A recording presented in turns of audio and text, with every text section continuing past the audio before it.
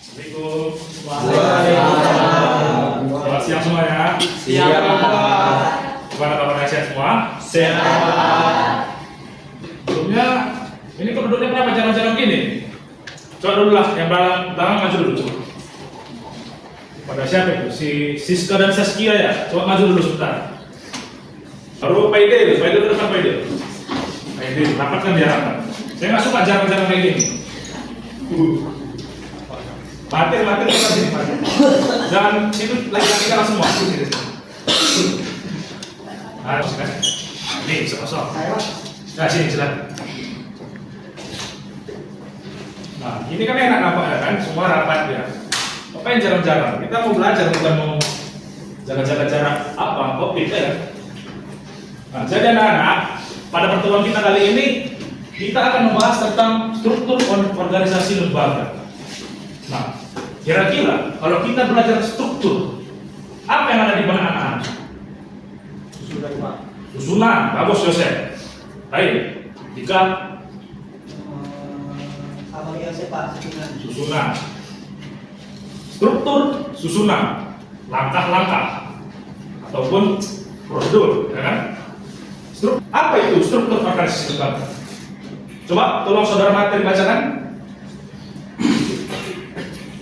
Struktur organisasi lembaga. Struktur organisasi merupakan kerangka yang menggambarkan pembagian wewenang, tanggung jawab, serta hubungan vertikal dan horizontal dalam suatu lembaga.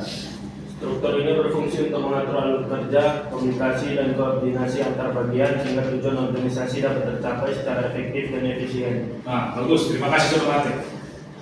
Struktur organisasi lembaga merupakan kerangka. Jadi, struktur ini merupakan kerangka. Kerangka dalam penggambaran pembagian wewenang, tanggung jawab, serta hubungan vertikal ataupun horizontal. Maksudnya gimana, Pak? Namanya juga sudah kerangka yang menggambarkan. Ya, pasti bagaimana suatu organisasi itu terbentuk, begitulah dia. Contoh, pimpinan, ada wakil pimpinan, ada bendahara, sekretaris, dan lain sebagainya. Saya ada juga contohnya, sebentar ya. Nah, ini dia. Contoh, Rido Sitepu sebagai direktur. Di sini ada manajer SDM di Brina Kinting, ada Tilo Agina sebagai manajer pemasaran, Egi Taliato manajer produksi, dan di bawah-bawah ini ada anggota-anggotanya masing-masing. Ada pertanyaan? Atau ada yang masih bingung dan tidak selesai lagi? Ya, saya sudah paham? Sudah paham? Oke, Pak coba ya. Oke. Ketika staf ingin melaporkan hasil kinerja, udah? Kemana dia akan melapor? Staf manajemen pemasaran. Ke atasannya, Pak, si pemegang manajer pemasarannya. Nah, ke Dilo lagi nah, itu kan? Nah, gitu. Jadi bagus ya, Chef. Saya sudah paham. Baik, kita lanjut saja pembelajaran kita. Ada macam-macam organisasi. Yang pertama itu berdasarkan tujuan. Nah, tujuan ini ada organisasi profit, organisasi non profit. Pak, kenapa bisa ada perbedaan organisasi profit dan non profit? Ya sudah pasti beda. Kalau misalnya profit tadi ada manajemen produksi dan pemasaran, kalau di organisasi non profit belum tentu ada. Kenapa belum tentu ada?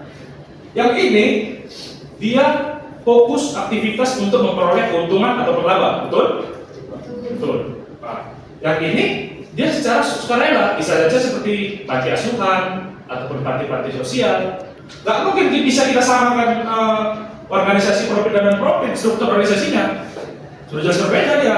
Di sini pemasaran, di sini kan sukarela, begitu. Itu divisional. Divisinya di bidang apa?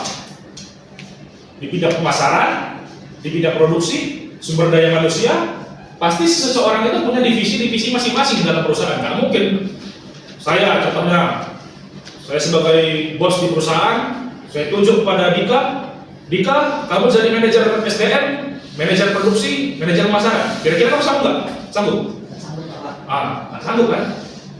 Jadi kita harus membagikan tugas dengan masing-masing divisinya. Gitu.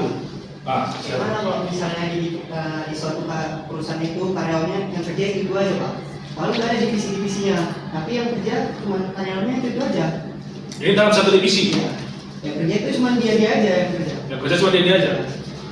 Secara umum, sebenarnya hal itu tidak boleh. Ya kan? Namun, yang namanya kita hidup di dunia ini, coba sedikit curhat ini ya.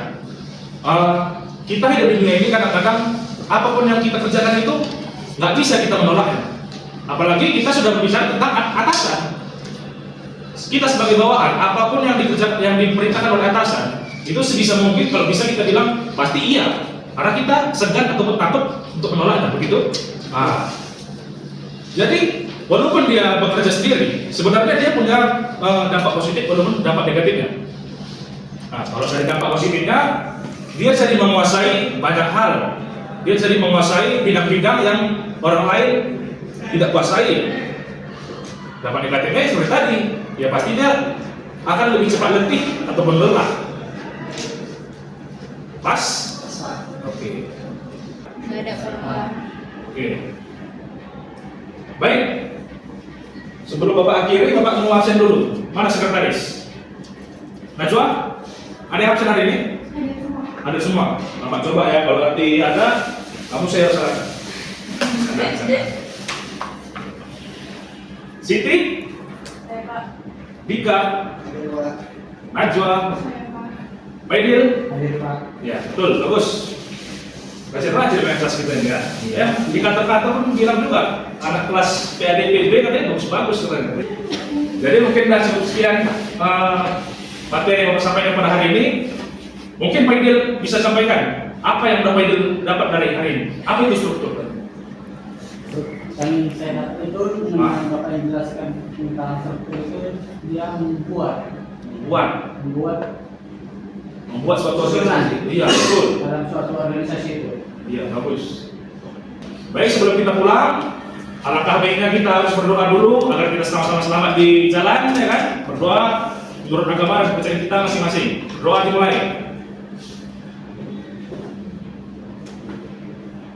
Berdoa selesai. Baik, sekian dari Bapak. Sampai jumpa minggu depan. Selamat siang semuanya. Siap.